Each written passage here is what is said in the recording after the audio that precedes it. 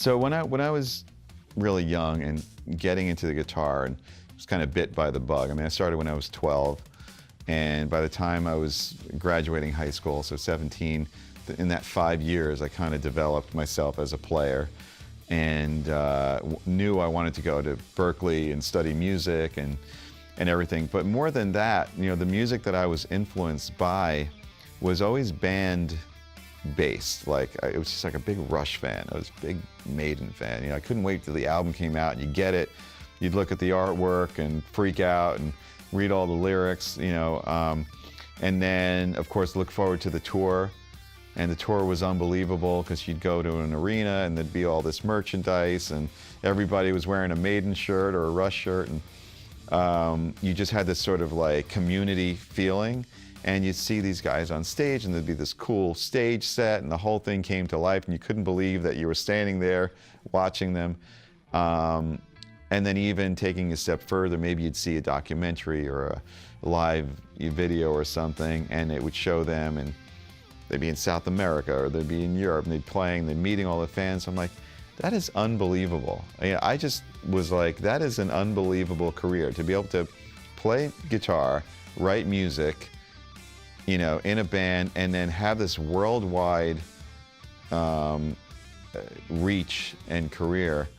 And, you know, that's just what I wanted to do. Even though at some point as I was playing, I was into solo guitar artists, whether it was Al DiMeola or Holdsworth or Steve Morse. You know, I always knew I wanted to be in a band, and I wanted to do that band method of being a professional. It just bit me really, really young. And yeah, there was no turning back. So yeah, to actually make that happen to some degree or another has been really satisfying. I think that one of the greatest things to me is when I hear about or see young players who play one of the instruments that we designed and are getting so much joy out of it, and are, you know, themselves becoming professional musicians and influencing other players. And there's this whole kind of like cycle that sort of happens, this big sort of family tree. I love the fact that younger bands that are out are playing my model guitar, playing the Majesty, and I'm getting all of this feedback. You know, it's not, there's this weird thing that's hard for people to understand, because it's not like a signature guitar is all about, oh, you know, we're just trying to make something to make money and here it is. You know, obviously if you make something that is success, everybody's going to be profitable and everybody's going to be happy, and that's awesome. But there's this sort of deeper thing, and Sterling and his family have the understanding of this, and it's something that's really, really special to me, is that we're designing things that hopefully will be special to other players, that will influence them, inspire them make great music, you know, and have great careers, just because they pick something up and they say, cool, like somebody thought of that. Like, I really love the way that guitar looks. I really love the way that amp sounds. Like, that's just something that inspires me. I think that's the bigger picture, and it's something I'm really passionate about. So I love nothing more than hearing young players, young bands, playing Ernie Ball Music Man, specifically playing my model, whether it's the Majesty or the JP6 or whatever it is. That just makes me feel great, because I know, you know, people can play whatever they want. You know, if they chose that, that means they're relating to it, and it's inspiring them to make great music. So what's cooler than that? I think that's awesome. I mean, as far as developing as a musician, if you're a younger player and you want to, you know, get better, you want to have a professional career, I kind of can only go by my experience and what I did. And what I did is I sort of modeled myself against what people that I looked up to did, and took the influence of music that I was really into, found guys that were into the same thing, and just kind of put our heads together and made music that came out naturally and organically. So if you're a young player, I mean, I think obviously you can't get around learning the instrument, the craft of it, practicing, all that stuff is so important. So when you pick it up, you can make music that people enjoy. But I think finding your voice and being prolific, writing, being original is really super important, because that's going to separate you out. That's going to be something where you have an identity, people hear it, I like that. Oh, well, I wrote that, and then you have this relationship going on. So when Dream Theater was very young, we were young guys. I grew up with John Mayung on Long Island.